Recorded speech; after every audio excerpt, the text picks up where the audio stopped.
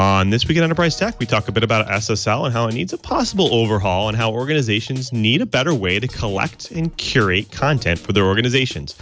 But we also have a great guest, Elaine Wing, CEO of MCoreLab, to talk big data. Twyett on the set. Netcasts you love. From people you trust.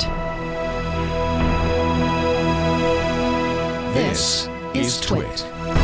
Bandwidth for This Week in Enterprise Tech is provided by CacheFly at CacheFly.com.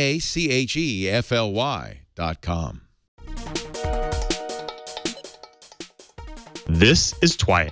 This Week in Enterprise Tech, episode 247, recorded July 7th, 2017. Improving the speed of light.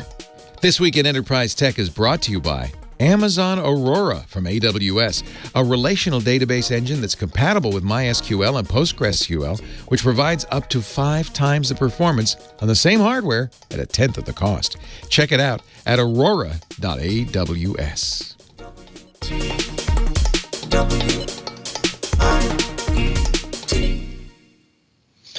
Welcome to Twyett, This Week in Enterprise Tech, the show that is dedicated to the enterprise professional, the IT pro, and the geek who just wants to know how this world is connected. I'm your host for today, Louis Maresca, and I'm going to try to be your guide through the world of enterprise. But you and I both know that the enterprise is a pretty large, pretty big place out there, and I can't guide you all by myself. I need another enterprise pro, a master in the enterprise. My co-host in crime, Mr. Brian Tree, the director of Advanced Network Computing Laboratory in Honolulu. Chibert, have you been able to crawl out of your PC problems you've been handling finally? No, not yet. My laptop did come back. It's at the Apple Store. Apparently, they've decided that the screen needed to be replaced, which is not necessarily a bad thing. So they're basically gutting my entire laptop. The only thing that's original is the shell. So unfortunately, that was a very, very expensive coffee spill. $750 later, I have a new MacBook Pro. Well, at least you got it fixed. I know I've had several machines in the past that are just kind of sitting in my closet with coffee spills on them. But thanks, Cheever. So today we have pretty amazing topics. So I look forward to talking about SSL's shortcomings and maybe a Netflix style of education. And we have a really great guest to talk about real-time big data analytics. But first, like we always do, let's go ahead and kick it off with the blips. Are you ready for some ransomware attacks? Some more ransomware attacks? I smell a movie coming, actually, for this. For this, it seems that there's a state actor behind this one. For a mere $300 of Bitcoin, you can have yourself a nice set of your very own unlocked, unencrypted personal files back, locked by the Petya ransomware attack. This particular attack affected 2,000 targets, mostly in Russia and in Ukraine, but several cases are also being reported in Germany, China, and the UK. Based on digital evidence from the attack, it was a pretty complex and expensive campaign, leading to the conclusion that an attack was definitely motivated by a state actor. Was it organized? Well, not so much. The NATO's Cooperative Cyber Defense Center of Excellence reported that the method of collecting the ransom was pretty poorly designed and executed, costing the campaign more to execute it than it would actually return. In fact, the email address that used to report the Bitcoin payments is not even active anymore. Evidence is showing that the attack has netted around $10,000 or so dollars. So why attack then? Well, the message being sent is almost being interpreted as an act of war more than anything else. But more so, it seems like a declaration of power. What we can do in the face of adversity is what they're calling out. Over 30% of the affected were financial firms. Half targets were actually industrial organizations such as utilities, oil, gas, transportation, logistics, and manufacturing firms. It seems that the era of big data has found its warfare, locking you out of data that organizations need in order to wreak the maximum amount of disruption in infrastructure and halt the operations of facilities, including utilities and other state facilities. This message needs to be heard by all. It's time we start putting up our defenses and taking back our data. Well, a Mexican biker gang broke into a Jeep key database, which also sounds like a movie, Lou.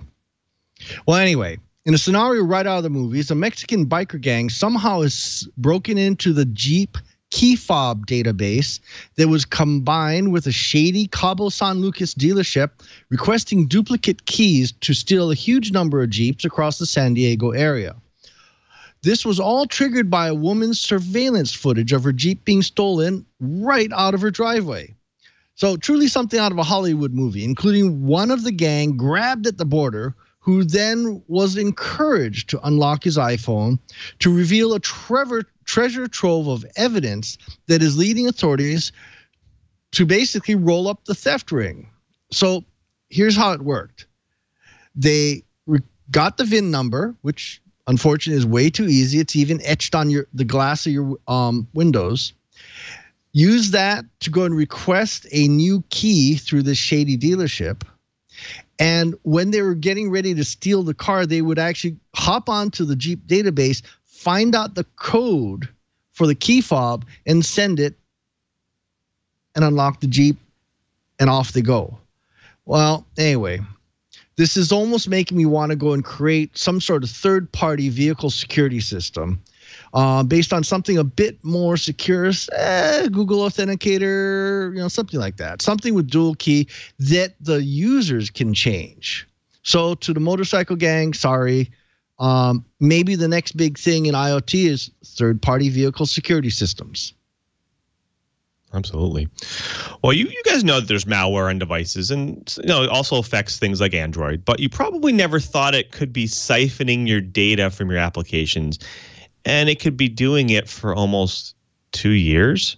Well, a new form of malware has been found on Android devices that can steal your data from more than 40 popular applications, including Facebook, WhatsApp, Skype, Android native browser, Firefox, and more. The kicker? You had no idea that this Trojan been actively engaged in a data campaign for almost 2 years. The spy dealer malware has been harvesting massive amounts of data around phone numbers, messages, contacts, call history, connected Wi-Fi information, and even your device's location.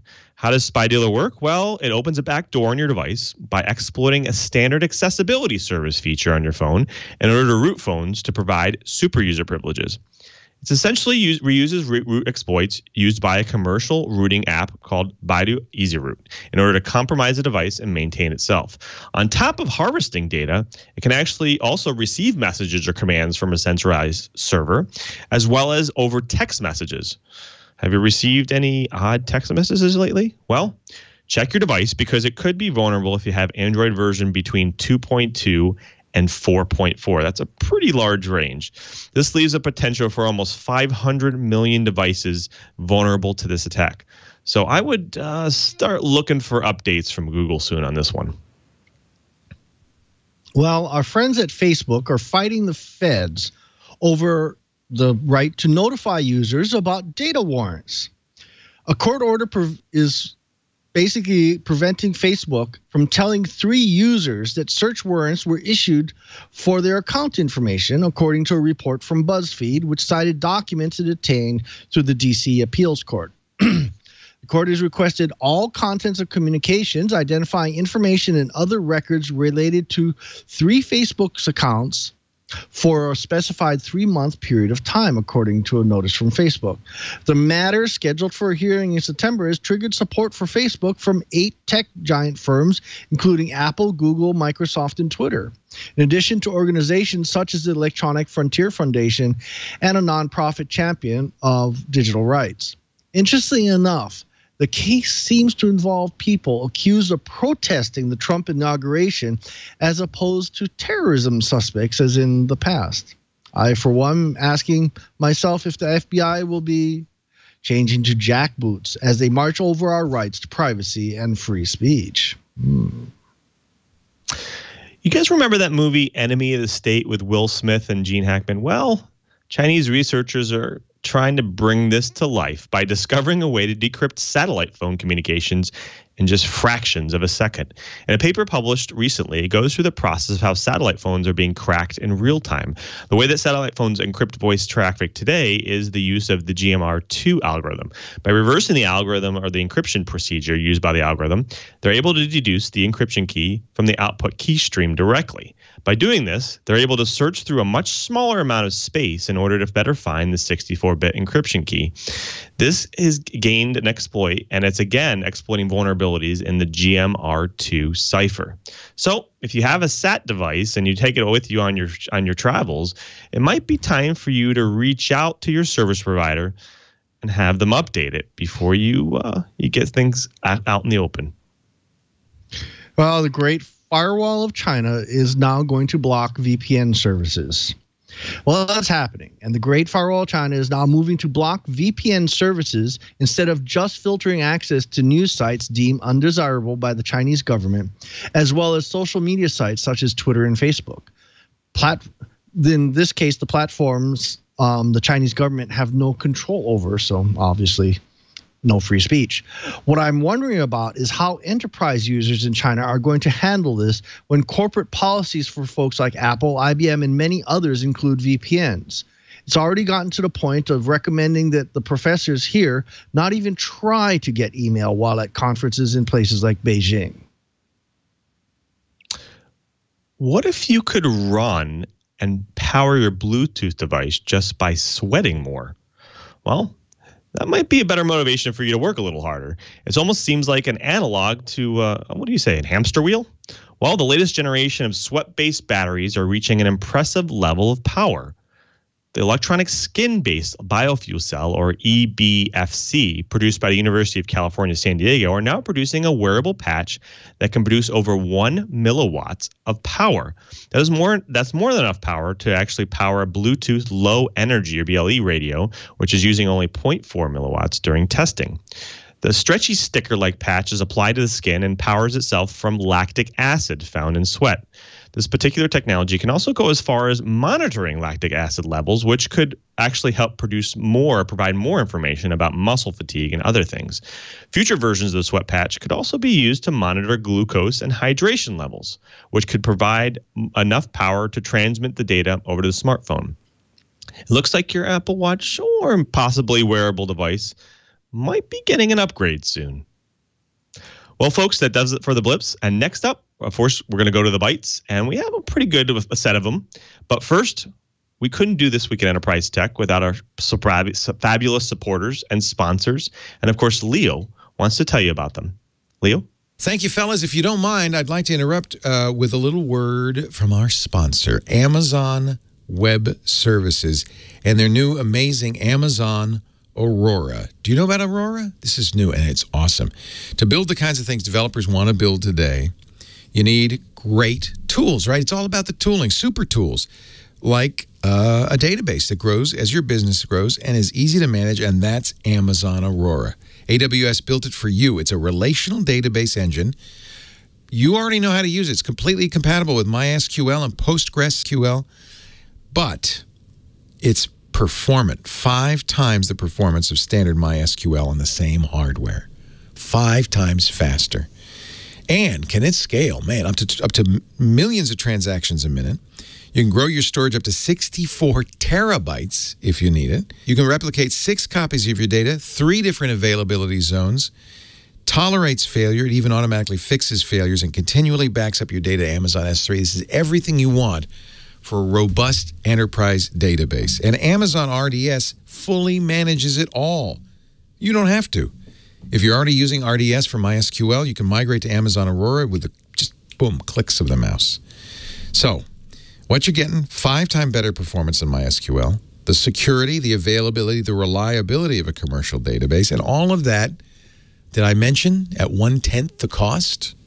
No upfront charges, no commitments. You pay for what you use. As always, Amazon knocks it out of the park with Amazon Web Services. Find out more at Aurora.aws and imagine what you could start building with Amazon Aurora from AWS. That's AURORA.AWS. And we thank Amazon Web Services and Aurora for their support of This Week in Enterprise Tech. Now, back to the show. Thanks, Leo. Well, folks, let's go ahead and jump into the bites. Well, we all know there's been quite a bit of uptick in campaigns to actually get websites and services to move over to SSL and HTTPS. But there's been less amount of talk on whether SSL needs to be improved or even help prevent vulnerabilities into the system. Well, Scott Helm's blog looks to talk about some of the issues and possible solutions. So let's talk a little bit about how SSL works. Well, for instance, once a service or a site has an SSL certificate, there are a couple ways a client or app can use it to verify the validity of it. So some use the certificate revocation list, or the CRL, and some of them actually can use the online certificate status protocol. They both have their ups and downs, but most notably, the certificate revocation list client must actually have a client update its version of that list every once in a while. And for instance, if something is revoked, that list has to be updated in order to show that revoke. This can actually cause performance problems because it has to download that list every time to actually update it. And it could be a large set of changes in that list, as well as it could actually cause if you have connectivity issues, that means that list, that revocation, might actually get sent out to your clients or not. The other side, the online certificate status protocol, requires connectivity because that means that the cert has to be verified each and every time the app is loaded. Well, what if you don't have connectivity to the certificate authority service? Well, what actually happens today is some of the browsers, what they'll actually do is they'll do a soft fail revocation check. That is, the browser will try to do a revocation check, but if the response doesn't come back or doesn't come back in a short period of time, the browser will simply forget about it. Adam Langley at Google came up with the best description of what the revocation is today. It is that it's a seatbelt that snaps in a car crash. And I think he's right. You get in a car each and every day and you put your seatbelt on and it makes you feel warm and fuzzy that you're safe. And then one day that doesn't quite go to plan. You're involved in a crash and out of the windscreen you go. You fly out. Boom. The one time you needed it, it fails you.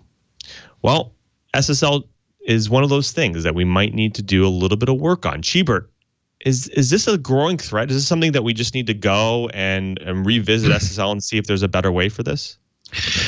Considering the number of certificate authorities, there's a lot of them out there.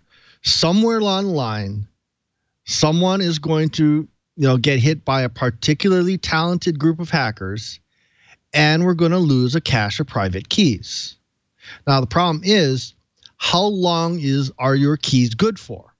So with a certificate revocation list, you may not have an update. It all depends on, users aren't going to go and force the updates unless the browser update process does that for them. So you could theoretically have a 3-year certificate that the keys were stolen, and someone for a total of 3 years could impersonate you, and you're still going to see that little green lock on your web browser. So this is one of the things that some of my students and I have been going down this road saying, hey, there's got to be a better way. And JJ, yeah, HTTPS v something is great. There actually is some working groups in the IETF that I think has a fairly decent solution, but it has some gotchas. DNS Dane basically allows you to create in the DNS entry a field for your public key.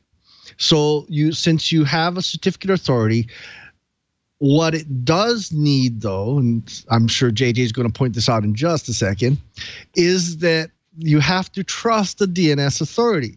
So one of the things that DNS Dane does require is DNSSEC. So you see there's a few dominoes in line. So yeah, there needs to be a better way. I like revocation lists. I think it's probably going to be all of the above. I think we need to have a combination of the unfortunately kind of broken seatbelt, but I think something like DNS Dane, where you yourself can be responsible for distribution of your public keys.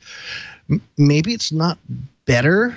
I think it's kind of a sidestep, but it does give you the authority and the DNS authority, the ability to change public keys faster and under your control, and be less tied to certificate authorities. Now, one of the things that has happened recently, in fact, I just got the email today, is there is the same guys, Electronic Frontier guys, have got a let's get encrypted or something like that. They've been providing free certificates to anyone that wants them. right now, unfortunately, it's only for Linux machines. Yeah, EFF. Thanks, JJ. They just changed it today or yesterday, I think, to allow for also wildcard certificates. And wildcards are really important for things like proxies. So that's going to be another big issue. So I don't think there's going to be a magic solution yet. I think there's going to be a lot of things that need to happen. And the unfortunate fact of life is the hacker community is, for good or bad, forcing a lot of people to wake up and say, hey, we need to have encrypted web pages. They need to be at least signed. ePony, yes, let's encrypt .org, I think it is. Yeah, we need to do more.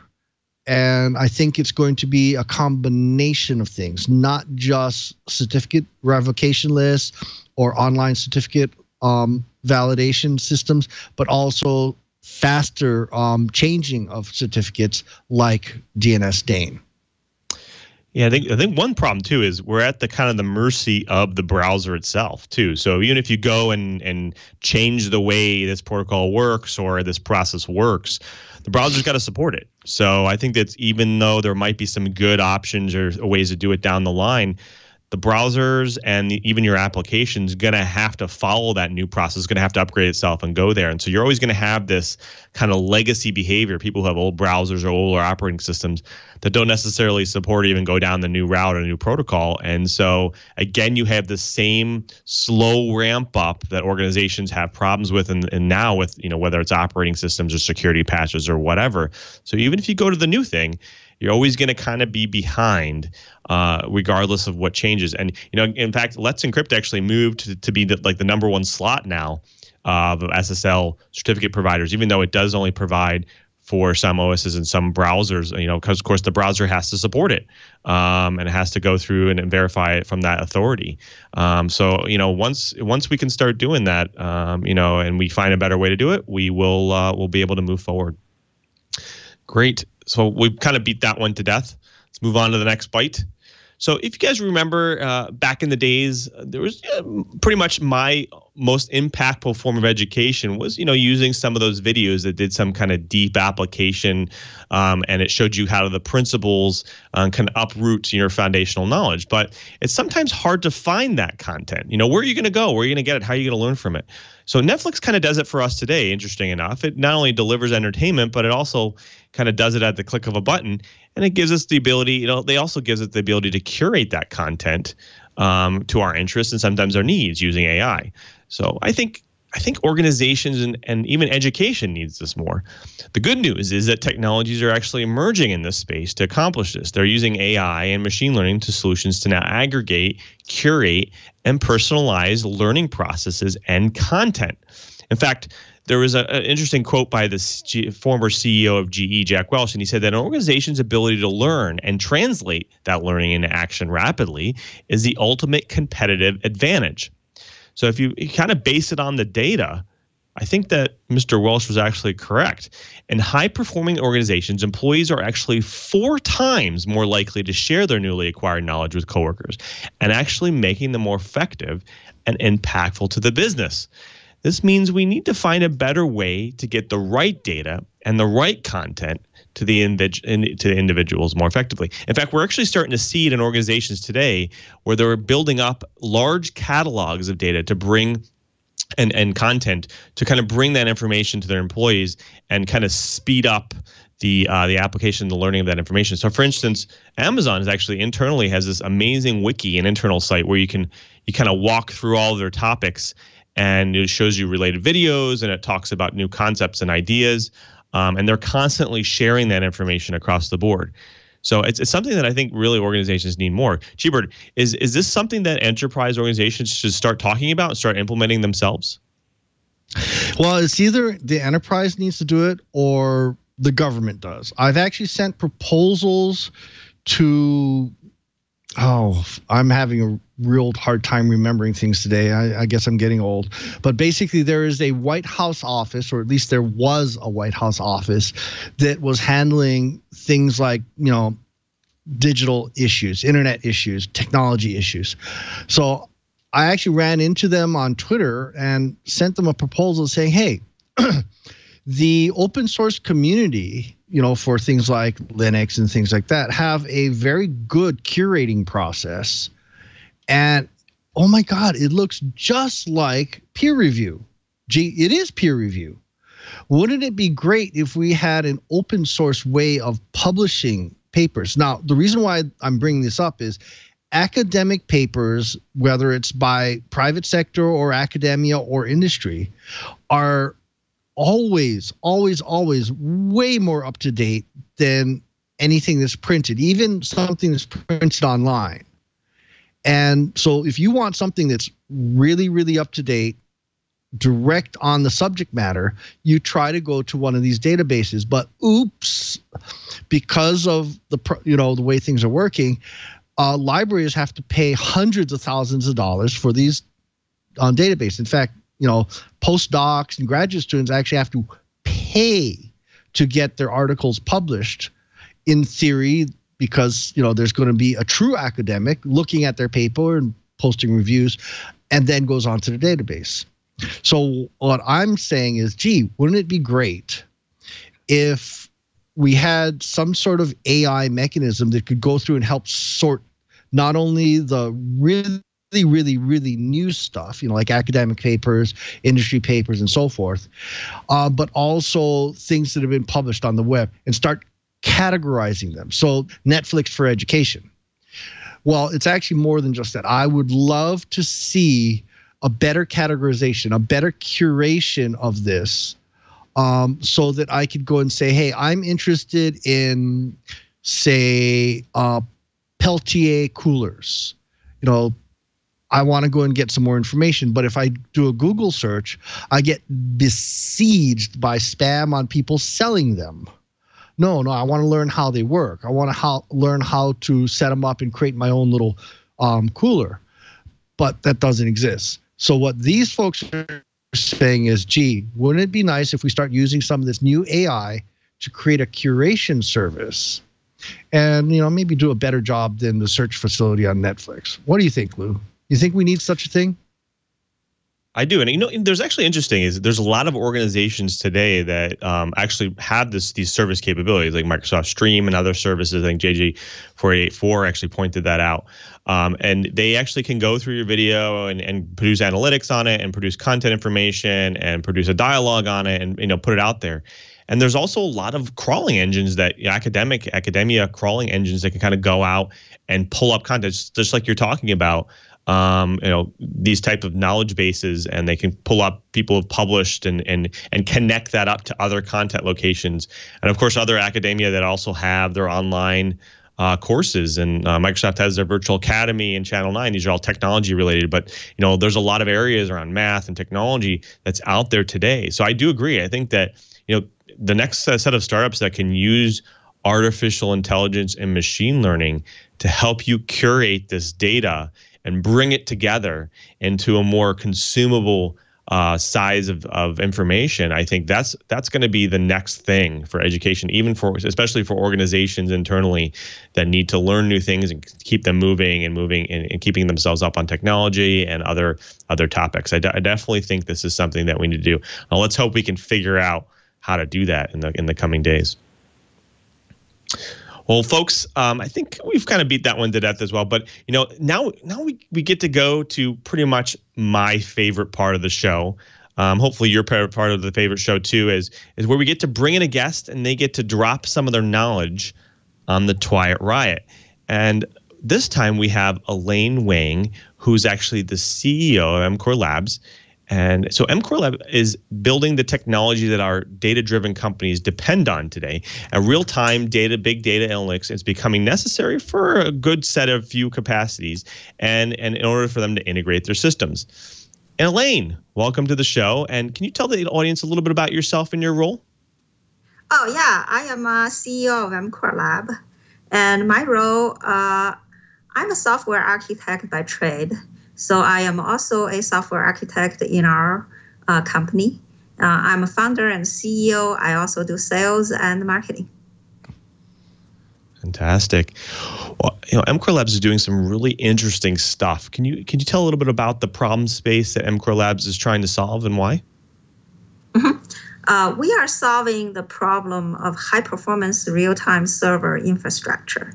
So from the business perspective, high-performance real-time infrastructure is strategic for many industries and necessary for them to be competitive in the coming decade. From a technical perspective, compared to traditional HPC, which are quite accomplished in the area of scientific computing and large-scale data crunching that uses batch processing, our emphasis is quite different. It is on commercial applications, highly concurrent cloud platform, and real-time applications. In all of these areas, traditional HPC, although very great at batch processing huge quantities of data, they do not have the right system and architectural strengths to handle the highly concurrent workloads. And if you actually look at today's cloud infrastructure, the performance aspect, the performance is only really good for human surfing, but really no good for real-time applications and miles away from where the future demands are going to be. This is very interesting. I see this type of like real data processing being appealing to several industries, from fintech to gaming to maybe even set of robotics. So what kind of horizons are you currently focused on, and what other industries do you see like MCoreLabs benefiting? Oh, okay. We have customers in a wide range of areas, from financial, and within the financial industry, there's a huge number of applications, from institutional trading to credit cards, banking, marketing, and then you move to cloud services and advertising, real-time advertising, as well as industrial areas, for example, which includes a huge array of applications ranging from industrial IoT to automotive to high-tech manufacturing. Yes, robotics would be included in high-tech manufacturing. So all those areas, those industries that you mentioned and I mentioned, they seem to have an increased sense of, security and concern for security. How do you feel that your platform is reliable and secure? Oh, okay. So the very basics comes with our platform comes with SSL and security built into all of our server and network stack. So security is by default, and SSL can be turned on by a simple configuration. That basically covers the basics, the security protocols. Beyond the basics, real-life security in enterprise systems actually often depends on sound architecture and better business processes. So first of all, our products has the architectural strengths. And second, the projects we do with customers often also include much improved business processes. And these new business processes also lend themselves to good security practices. And last but not least, the order of magnitude higher performance of our servers is by itself a security advantage. Take, for example, hackers' favorite attack, denial of service. Denial of service is practically the most favorite attack, probably behind those email phishing thingy. Okay, so denial of service works by overwhelming the server through overloads of connections and packets, what have you. When you have MCore Cloud, which has order of magnitude higher scalability as well as capacity, an attacker would need at least 10 times more resource to even have a chance to succeed. So needless to say, the attackers usually would back off from your server and go somewhere else and find an easier target. So Emily the Strange in our chat room actually had a pretty interesting question or actually comment, and she commented about the fact that organizations who kind of rely on open SSL is not always the best thing. Is there some added security there, some added processes that you should be following to kind of add that level of security to it? It really depends on, first of all, choosing a sound architecture. SSL and all these security protocols is just the basics. When you need a real security, it really depends on choosing the best sound architecture, as well as an infrastructure, layers of infrastructure that is done right, and the business processes that goes with it. So I think the architecture aspect and the configuration of infrastructure as well as business process is in fact as even more important than security protocols like SSL.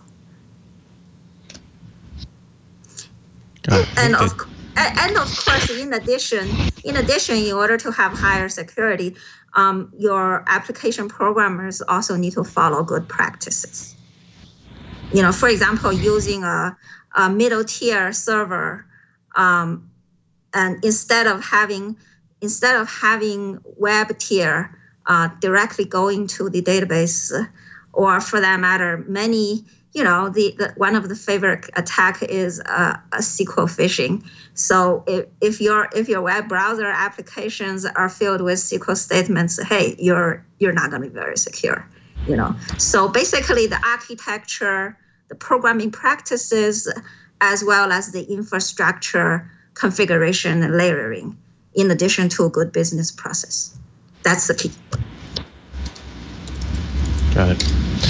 So, Elaine, I got a question. So if I have a business process that, say, for instance, I'm doing some modeling and I need some higher performance, what kinds of things do I need to be concerned with to migrate my process into your systems?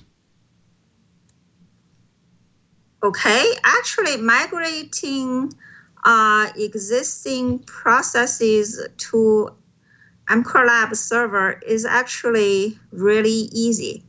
I'm not sure it applies to your modeling problem, because modeling problem is one of the traditional HPC area. Our stuff would very much apply to the real-time applications area. So if you have a real-time application, or for that matter, on the cloud platform, need to ingest a high amount of data at a real speed, velocity. For example, autonomous clients, machine clients, or for that matter, need very scalable and highly concurrent workload from millions and hundreds of millions or billions of users. Then our application servers, as well as in-memory databases, in-memory data servers would really apply. So, to migrate to our software infrastructure, it is really easy. So, first of all, MCore Cloud in-memory data server can transparently replace any data servers and data server clusters that speaks Memcached protocol. For example, Memcache, the Redis, what have you, you name it, it can just transparently replace those. And secondly, the MCore Cloud application server can work side by side with existing application servers and web servers. So the new applications and components can be developed on MCore Cloud application server and work alongside existing components. The new applications and components that works on MCore Cloud platform will have ultra high performance as you meant it to be. And the old existing ones will work as it was, just as it was. Same old. So the new and old can work together very seamlessly alongside with each other. Overall, as long as you have either Linux or Windows operating systems, they'll just work. And secondly, in order to have the benefit of high performance network, you should also on the hardware side install a 10 gigabit network hardware. For example, 10 gigabit network card from Intel Mellanox and choose a low latency 10 gigabit switches. And that's about it. That's all you need to do to migrate your system to the new MCore Cloud high performance architecture. Okay, so let's go a little bit more into this. I'm, not very few organizations have a full 10 gig pipe. Are you saying that we should be planning on having migrating our application servers into your cloud and then tying into your application servers? What is the process? Say I have an appropriate real-time process. It's currently on premise in my data center. Okay. What kinds of things do I need to think about to take advantage of this? Actually, our software works on 1 gigabit as well. In fact, it has very low latency on 1 gigabit network.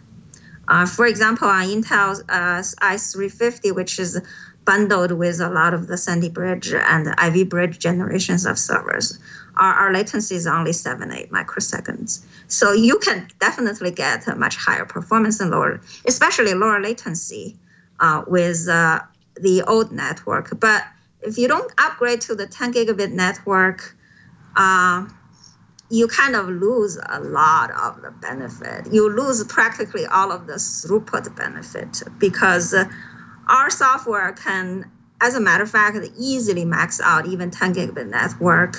The performance that you get from our software can easily max out a 10 gigabit network without any use of large packets, packets coalescing, et cetera, tricks. No trick at all. It easily max out 10 gigabit network, and it also max out 40 gigabit network.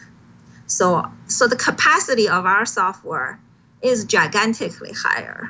So you might, if you want the full benefit of it, you probably can. You both can upgrade your network and will get the full benefit of it. Versus today, if you're using today's software, you really don't get that much benefit out of upgrading to 10 gigabit network.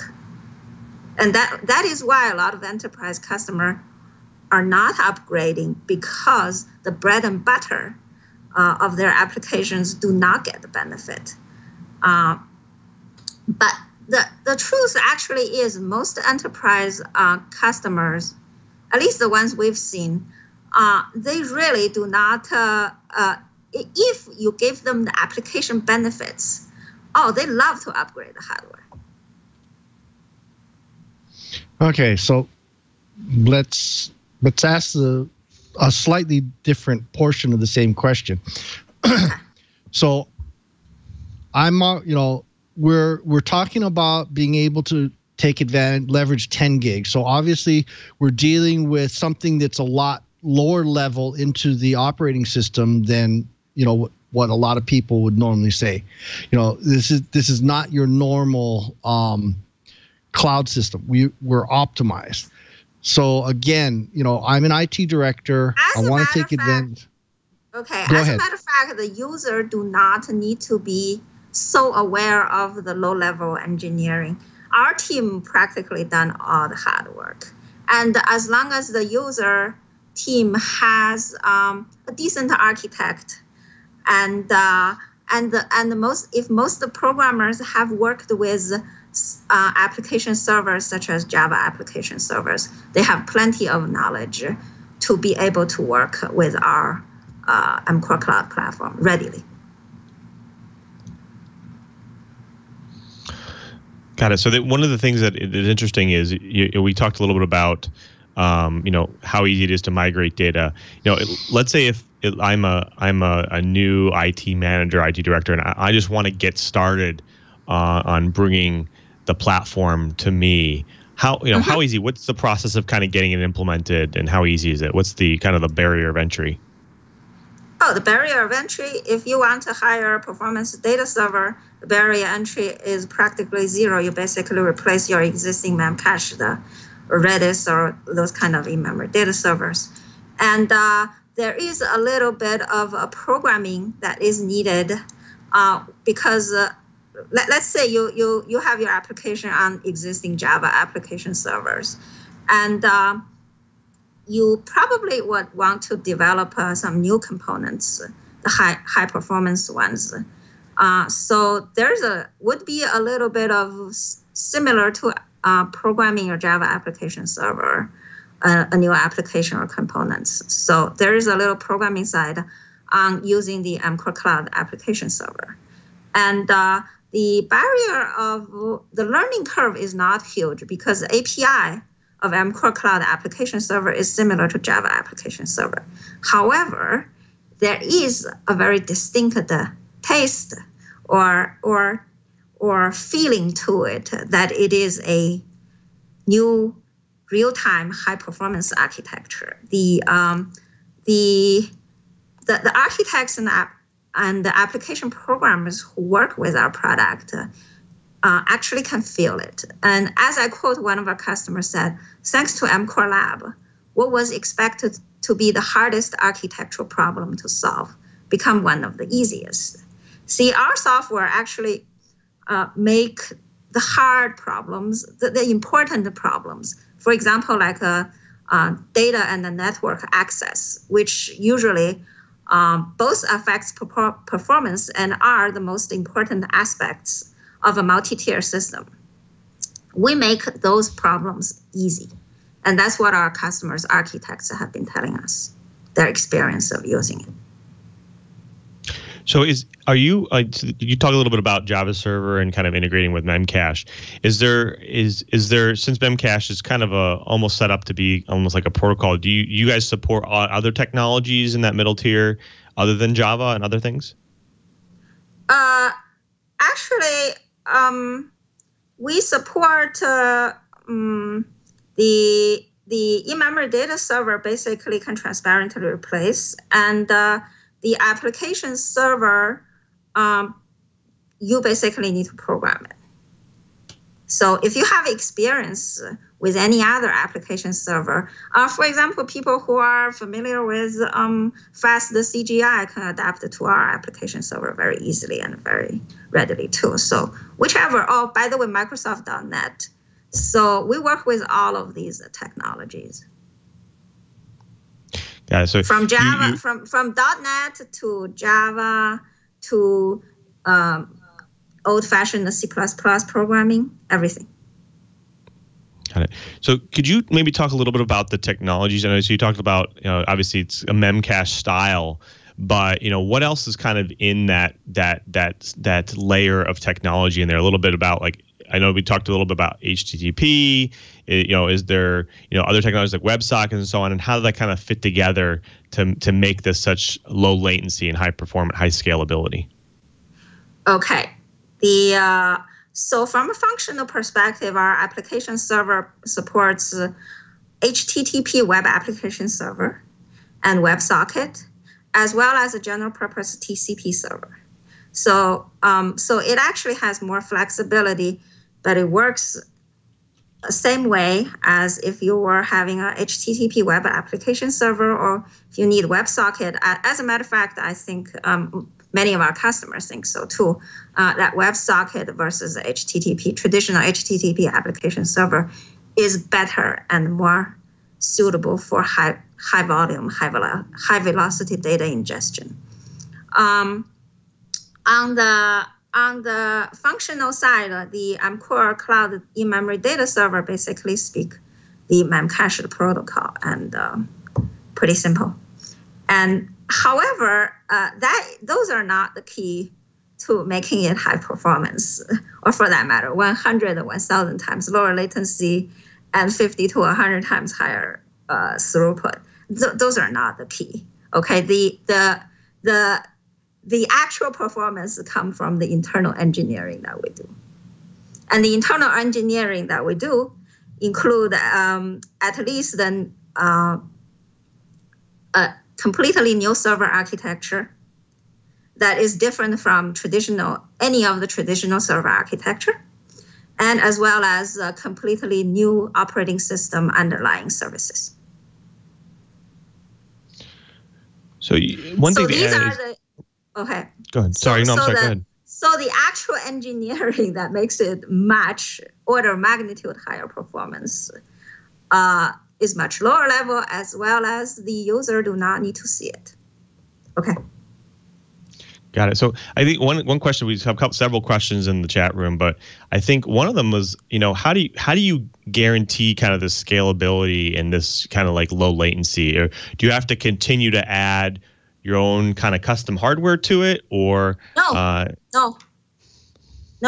As a matter of fact, we work with off-the-shelf hardware. Yeah. Standard, completely standard Intel server, any of the standard Intel server. Although right now, due to limited engineering resource, we do have specific NICs that we do support. And we're planning on adding more of the NIC and practically all of them in NIC available on the open market. Yeah, any of the network card would in the future, any of the network card would work. And right now, we have a close partnership with Intel and Mellanox. So right now, we support those two. Got it. And one other question that came in from the chat room is really kind of an interesting one is, how do you handle, like, for instance, organizations that might be geolocated, they're kind of in different regions.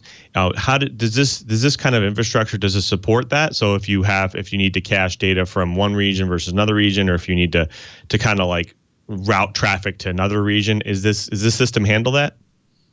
Okay, this system, because of the extreme low latency and high performance, it is meant to be basically upgrading a data center. It does not really handle the cross-region aspect. Cross-region, for example, if you cross continent, you are basically high latency. Period.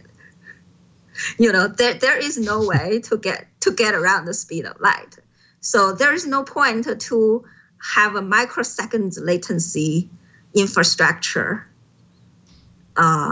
for a basically many milliseconds to hundreds of milliseconds distance, even with speed of light. So therefore, we do not handle cross-region data replications because there's the distance pretty much dictated the latency. But you're within your data center, within the region, yes, it definitely is a high performance, low latency. Got it. And there was actually another one. There's some really great questions coming from the chat room today. So one of the other questions was, what if I have kind of like a hybrid network where a lot of the data might be coming, or the requesting data might be coming from wireless networks / cellular networks. So kind of like that intranet's kind of built with that. Does the system handle it differently, the traffic, or how is it kind of handled with MCoreLabs? Oh, okay, no problem. As a matter of fact, most of these cellular network, et cetera, will eventually be translated into TCP/IP traffic, and we handle TCP/IP traffic exactly the same way. Got it. Yeah. So, what kind of one interesting thing is that maybe you can tell us a little bit about, like, what you talked a little bit about what kind of the different kinds of organizations are adapting it. But can you maybe talk a little bit about what kind of applications you're seeing that are, what kind of programming applications people are building on top of this? Are they starting from scratch, or are they kind of just moving their applications to this technology? Maybe you can talk a little bit about that.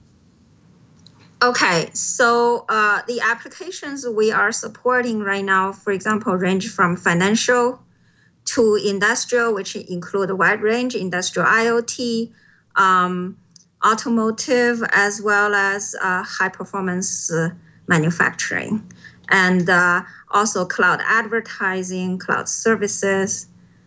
So these are the areas of application. Majority of our customers using our product are building at least some new components. If they are using their existing system, at least some of the components that they use our product is actually new components. It's the new thing that they want to do. It is the strategic advantage that they want to achieve for their next generation. So that is vast majority of the case, not simply migrating existing system to a new architecture. But our software work with existing systems. So existing components can be readily put into the new system that are high performance in nature. And while the low performance path will go through exactly the old path, what we call the slow path. So Elaine, so say for instance, here's a good example. Someone that really and truly needs ultra low latency is the online trading community. Yes. They've actually gone as far as using fiber channel instead of 10 gig. Oh yeah, they so gone are you even guys as far working as with fiber channel? They've gone even as far as the InfiniBand, et cetera, et cetera. But the truth is, Ethernet is just as low latency. Our Ethernet performance with Mellanox card, for example, is only 1.5 microseconds latency. So it is, for that matter, the lowest latency possible you could get, without losing any of the programming benefits that you can get with a generic platform, as well as the strengths of the TCP/IP network, and which run on top of the Ethernet. If you use other quirky networks, yes, they do. By the way, if you use other quirky networks, you lose a lot. You lose a lot of the benefit of the flexibility of programming, as well as the wide range of libraries that are, machine learning, AI, all those great stuff out there that you can simply apply to a generic platform, and instead of having to. So you lose a lot of the programmability, flexibility, as well as architectural strengths of a TCP/IP network and the generic general purpose platform. And therefore, those applications usually, even though they have low latency, they probably are limited in their capability. And therefore, our customers who use our platform really kick their butt very, very, very readily. So, when you engineer a new system, you do need to think about the overall strength of the system, including function as well as latency. Right. Well, and evolvability as well. And don't forget evolvability. So with Ethernet, TCP/IP, and the general purpose platform like MCoreCloud, on general purpose operating system like Linux and Windows, that's the right way to go. And that's the kind of system that will give you system strength as well as evolvability. Well, Elaine, I want to thank you very much. We're actually running out of time. And one thing to note, this has been a great episode because we've had a lot of, interaction in the chat room, lots of interest. I think it's a really cool platform. And I wanted to thank you so much for coming to kind of drop all that knowledge on our show and on the Twilight Riot. Can you tell a little bit about the audience where they can find you, where they can find MCoreLabs and all of your solutions? Oh, okay. www.mcorelab.com is our website. And you can email us, sales@mcorelab.com. I can give you my personal email. I handle most of our strategic customers. It's elainew@mcorelab.com. And our phone number, you can also find on our website. Fantastic. Thank you so much, Elaine. That was Elaine Wang, CEO of MCoreLabs. We really appreciate it. It was really a pleasure having you on Twilight this week, Enterprise Tech this week, and hopefully we'll have you back. We'll have you back and talk a little bit about maybe the adaptation, how things are working with MCoreLabs. Thanks so much. Okay, thanks. Of course, folks, we have to thank my co-host in crime, who's also our tireless producer, and he's working with a little issues with his laptop lately, but I think he's kind of crawling out of that. Chibert, once again, thank you so much for being here and for working with the Twilight. Could you tell a little bit of folks at home where they can find you and all your work? So I'm actually working hard with Kurt Franklin on trying to finish our book on cloud security. And you're more than welcome to throw an email at chibert@twit.tv. And I do apologize if I've missed some of your tweets. For some reason or another, the iOS Twitter app is not showing me my notifications. But anyway, chibert@twit.tv or Twitter handle at ADVNETLAB. Of course, folks, I also want to thank you. You tune in each and every week, and we couldn't do this show without you. This Week in Enterprise Tech's goodness wouldn't be without our supporters. We want to make it easy for you to subscribe, and we want to make it easier for you to get the information each and every week. So head out right now to twit.tv/Twyet. There you'll find all the back episodes for our favorite shows. Our favorite shows are all of our shows. In fact, not only will you find that, but you'll find that magic button to the right there, which allows you to subscribe to any format, whether it's audio, video, HD video, to any device of your choice, phone, tablet, laptop, desktop. Also, don't be afraid to share Twyet with your friends and family. Have them come out, subscribe, check it out. We definitely would love the support.